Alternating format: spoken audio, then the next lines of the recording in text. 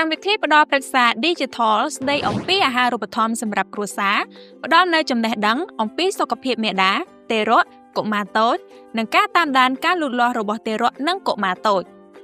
លោកអ្នកអាចទាញយកកម្មវិធីនេះពី Play Store ឬ Apple Store ដាក់នៅក្នុងទូរស័ព្ទរបស់លោកអ្នក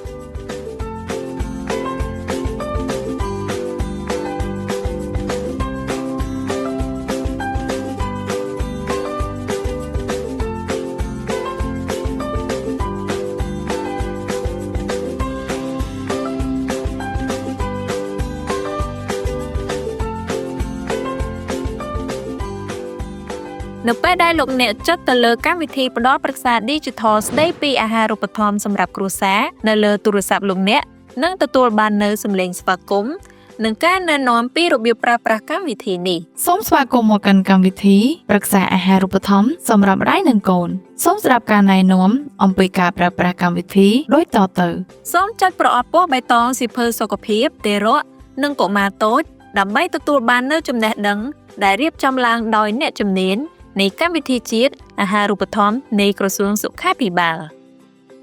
ប្រធានបទនៅក្នុងផ្ទាំងទាំងនេះរួមមានសូមចុចលើប្រអប់ខាងក្រោមទៅតាមពណ៌នីមួយៗដើម្បីទទួលបានព័ត៌មានចំណេះដឹងអំពីអាហារូបត្ថម្ភ 1. ពណ៌បៃតងព័ត៌មានពីអាហារូបត្ថម្ភសម្រាប់អ្នកម្ដាយ 2. ពណ៌ផ្កាឈូកព័ត៌មានពីការដាក់ឲ្យស្បែកទារកប៉ះនឹងស្បែកម្ដាយក្រោយសម្រាលភ្លាមៗ 3. ពណ៌ស្វាយព័ត៌មានពីការបំបៅដោះកូននិងការច្របាច់ទឹកដោះ 4. ពណ៌ខៀវព័ត៌មានពីការផ្ដល់អាហារបន្ថែម 5. ពណ៌ទឹកក្រូចព័ត៌មានពីការលូតលាស់និងការអភិវឌ្ឍកុមារដើម្បីតាមដានការលូតលាស់របស់កូនលោកអ្នកសូមចូលទៅកាន់ប្រអប់ពណ៌លឿងរួចជ្រើសរើសភេទស្រីឬប្រុសរួចបញ្ចូលអាយុរបស់កូនគិតជាខែឧទាហរណ៍កូនលោកអ្នកអាយុ6ខែរួចបញ្ចូលទម្ងន់របស់កូនគិតជាគីឡូក្រាមរួចចុចបញ្ជូនទាំងសៀវភៅលឿងបង្ហាញពណ៌បៃតងទឹកក្រូចឬក្រហមបើលទ្ធផលបង្ហាញពណ៌បៃតងមានន័យថាកូនរបស់លោកអ្នកមានទម្ងន់ល្អធៀបទៅនឹងអាយុបើលទ្ធផលបង្ហាញពណ៌ទឹកក្រូចមានន័យថាកូនរបស់លោកអ្នកមានទម្ងន់ទាបធៀបទៅនឹងអាយុបើលទ្ធផលបង្ហាញពណ៌ក្រហមមានន័យថាកូនរបស់លោកអ្នកមានទម្ងន់ទាបខ្លាំងធៀបទៅនឹងអាយុសូមចុចស្ដាប់សំឡេងប្រឹក្សាដើម្បីទទួលបាននូវព័ត៌មានលម្អិតពីការណែនាំស្ដីពីទម្ងន់របស់កូនលោកអ្នកនិងបញ្ចប់ដើម្បីទៅកាន់ផ្ទាំងដើមវិញលោកអ្នកក៏អាចទទួលបាននូវដំណឹងថ្មីៗដែលគ្រាន់តែចុចទៅលើរូបភាព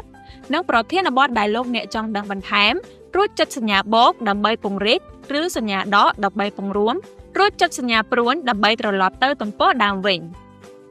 ប្រសិនបើលោកអ្នកចង់ចែករំលែកព័ត៌មានពីការតាមដានការលូតលាស់របស់កូនរបស់លោកអ្នកសូមចុចយកចុះឈ្មោះដើម្បីបំពេញព័ត៌មាននិងទីតាំងរបស់លោកអ្នករស់នៅបច្ចុប្បន្នរួចចុចបញ្ជូននៅខាងក្រោមនៃកម្មវិធីនេះលោកអ្នកអាចចុចចូលមើលទំព័រដើមឬផ្ទាំងដំបូងចំណេះដឹងព័ត៌មានចំណាំនិងព័ត៌មានផ្សេងៗបាន